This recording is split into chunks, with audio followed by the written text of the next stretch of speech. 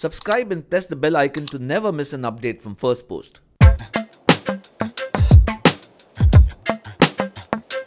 Who is an entrepreneur? What kind of person is an entrepreneur? Is he an animal or is he a human being? Does entrepreneurship mean making a lot of money? My name is Alok Kejriwal. I'm the CEO and co-founder of Games to Win, a large mobile gaming business. My last company was acquired by the Walt Disney Company and by Norwest Venture Partners. And I hope to answer some of these questions and some more for you.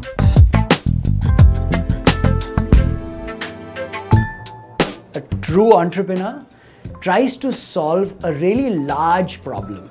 In my first business, took off because I noticed that in India, people love contesting, but the process was very defective. They had to write on a contest postcard and then remember the address to send it to, mail it at the right time, know where the address is and so on and so forth. And that was so stupid. So I invented a process and a website called contesttowin.com that essentially did just that. You could play all the contests in the country and in the world just by going up there and not having to bother with postcards and cutting and pasting. The idea was simple, but it was very large as a problem statement that helped a lot of people. And that's what really worked.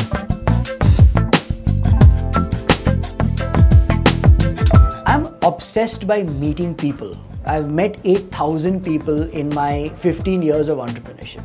Now, if you do the math, that's almost like 1.5 new people or person a day.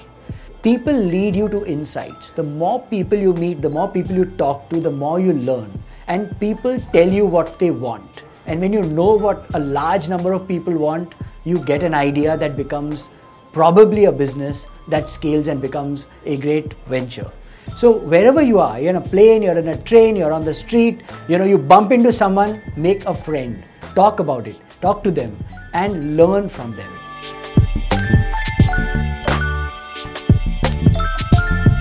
If you don't know how to sell, I really doubt you're going to be a successful businessman or entrepreneur. Selling is not just about selling a good or service. Selling is selling yourself. Selling is, making an impression on investors, making an impression on employees who don't want to join you, and so on and so forth. So you have to be a absolute obsessive sales guy, and the more you are able to sell things, including yourself, the more success will come your way. So really focus on sales.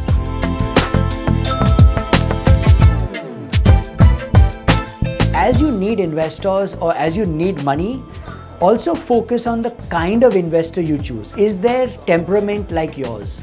Is their focus the same as yours? Most importantly, are they as long-term as you want them to be? Or do you need a short-term investor and they're too long-term? Finding an investor is like finding a spouse. You're going to live with them for a long, long time and hopefully forever and happily. So be very careful about the quality of investor you choose and the kind of investor you choose, because that can be a make or break decision for your business.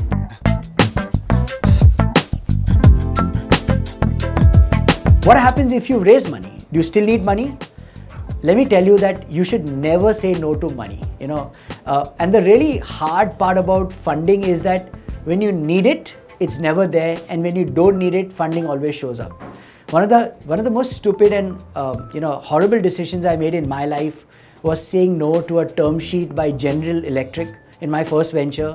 I was arrogant, I was proud, I thought the valuations weren't in order, and that decision set me back almost a decade before I could go back again to the US markets. So remember that. Even if you're full up to the bank, say yes, I want money, because you'll need it. And here's a side note to that. It's never about the dilution and it's never about the valuation. It's always about money in. If you'll do something phenomenal and you're worth billions of dollars, it doesn't really matter whether you earned 8% or 12% of a multi-billion dollar company versus being poor and owning 100% of something that's not worth it at all.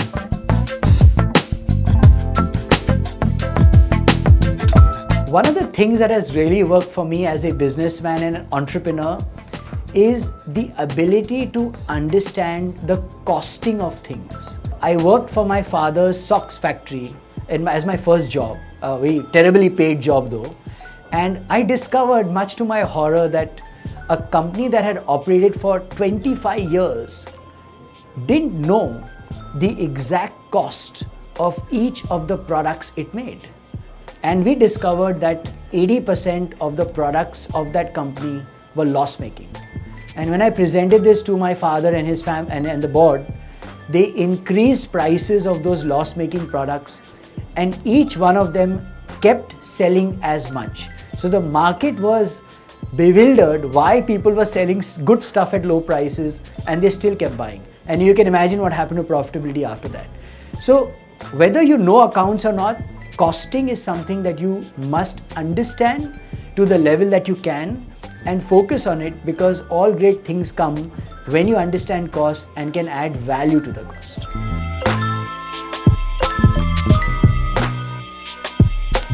A principle I hold very dear to my heart and I will always live by is the rule of ethics and just being truthful. We live in dangerous times and it's very easy to compromise some things because they might work for you in the long run. But trust me, I have many gray hair on my head and many years of doing the grind. Never be untruthful and never be unethical, because it will always cost you a lot more than you ever think. I've just published this new book called Why I Stopped Wearing My Socks. This is a story of my entrepreneurial journey of 20 years. But let me tell you that entrepreneurship is a very different animal than what you think.